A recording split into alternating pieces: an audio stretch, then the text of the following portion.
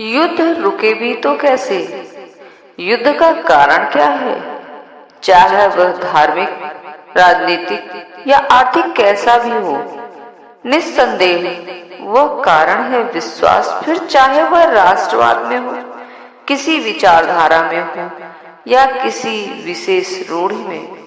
यदि हमारे पास मत विश्वास न होते, अपितु परस्पर सद्भाव और प्रेम होता, हमें एक दूसरे की परवाह होती, तो युद्ध न होते।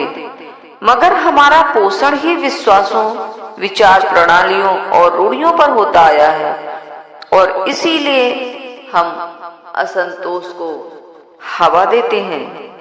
स्पष्ट है, सत्ता, पद प्रतिष्ठा या धन की लोलुपता युद्ध का कारण बनती है। ऐसे ही राष्ट्रवाद, संगठित धर्म व मतान्धता की उपासना, ये सभी युद्ध के कारण हैं।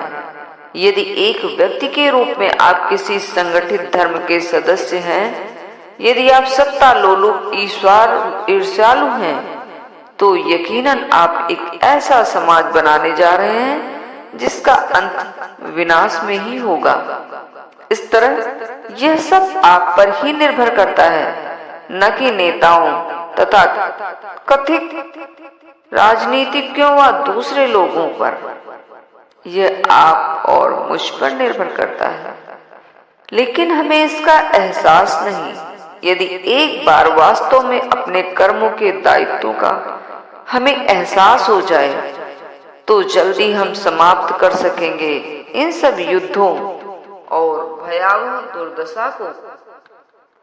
मगर ऐसा है, हम इस सबसे उदासीन हैं।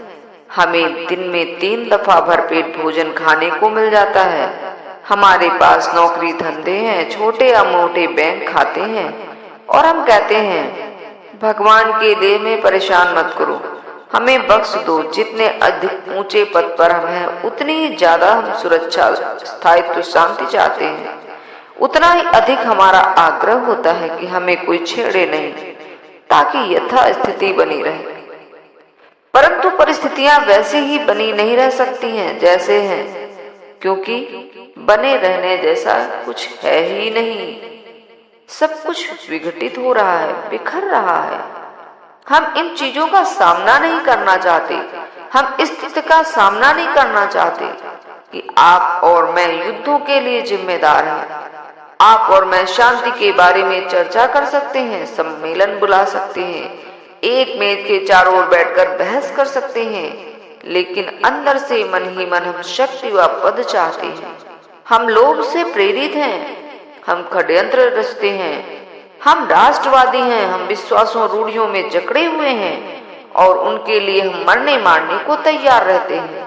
क्या आप कभी सोचते हैं कि कभी ऐसे व्यक्ति, आप और मैं, विश्व में शांति ला सकते हैं? शांति लाने के लिए हमें शांतिपूर्ण होना होगा। शांतिपूर्वक जीवन का तात्पर्य है कि हम वैर भाव पैदा ना करें। शांति को हासिल करने के लिए हमें प्रेम करना होगा। कोई आदर्श जीवन जीने के बजाय चीजें जैसी हैं हमें वैसे ही देखना होगा और उन पर कार्य करना होगा, उनमें बदलाव लाना होगा। हम इससे उदासीन हैं। हमें 3 दिन में 3 बार भरपेट भोजन खाने को मिल जाता है। हमारे पास नौकरी धंधे हैं या छोटे मोटे बैंक बैलेंस हैं, और हम कहते हैं भगवान के लिए हमें बख्श दो। तो युद्ध रुके भी तो कैसे?